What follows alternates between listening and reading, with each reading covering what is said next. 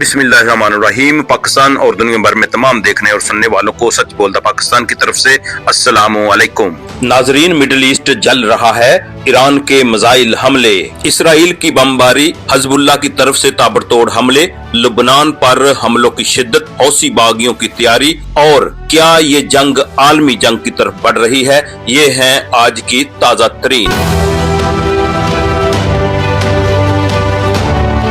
Middle east में लगी ये जंग अब खतरनाक तरीन रुख इख्तियार कर चुकी है। ईरान, इसराइल और अमेरिका के दरमियान ये जंग अब एक महदूद तनाजा नहीं बल्कि ये एक मुकम्मल रीजनल वार बन चुकी है। आज ईरान ने ऑपरेशन ट्रू प्रॉमिस 4 की 84वीं लहर लॉन्च कर दी। इसमें ईरान ने इसराइल के एयरबेसिस, फौजी लॉजिस्टिक मराकज, दफाई निजाम को निशाना बनाया और कामयाबी के साथ इसराइल के कुछ एयर डिफेंस सिस्टम्स को भी तबाह किया। ईरानी मिसाइल अब इसराइली दफाई निजाम के हिसार को तोड़ते हुए तेल अबीब, हाइफा, यरूशलेम और शुमाली शहरों को तबाह कर रहे हैं। ईरान ने खलीजी ममालिक में मौजूद अमरीकी अड्डों पर अब तक का सबसे बड़ा हमला कर दिया है। ईरान ने सऊदी अरब के प्रिंस सुल्तान एयरबेस को अपने मिसाइलों और ड्रोन्स की मदद से दोबारा निशाना बनाया है। इस हमले में कई अमेरिकी जहाज तबाह और तकरीबन 15 अमेरिकी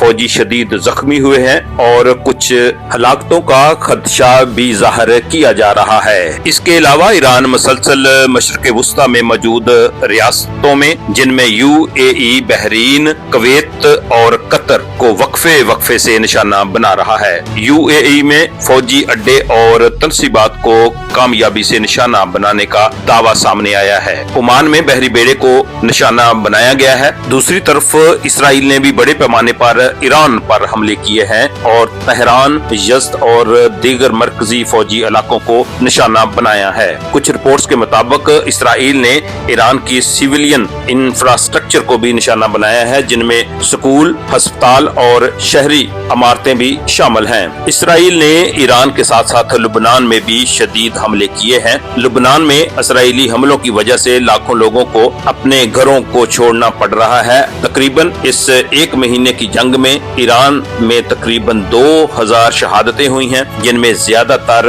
बच्चे और औरतें शामिल हैं और लबनान में तकरीबन 1150 के करीब आम शहरी शहीद हो चुके हैं। दूसरी तरफ इस जंग में इसराइल और अमेरिकी फौजी भी काफी तादाद में मारे जा चुके हैं, लेकिन इसराइल और अमेरिका इन हलाकतों को छुपा रहा है। इसराइल ने जमीनी हमलों से लबनान में चढ़ाई कर दी है और लबनान के इलाकों पर कब्जा करना शुरू कर दिया है, लेकिन हैरान कुन तौर पर हिजबुल्लाह ने इसराइली टैंकों पर अपने तबाहकुन ड्रोन्स के जरिए इतने शदीद हमले किए हैं कि इसराइली टैंक निस्तो नाबूद कर दिए गए हैं और बड़ी तादाद में फौजी भी मारे गए हैं। और हौसी बागियों ने भी बाकायदा तौर पर इस जंग में ईरान के साथ शमूलियत का ऐलान कर दिया है और कहा है कि हम किसी भी वक्त बड़े हमले कर सकते हैं। उन्होंने अमेरिका और इसराइल को वार्निंग देते हुए कहा है कि अगर ईरान पर हमले जारी रहे तो वो बाबुल मंदब जो समुद्री रास्ता है उसको बंद कर देंगे और मजीद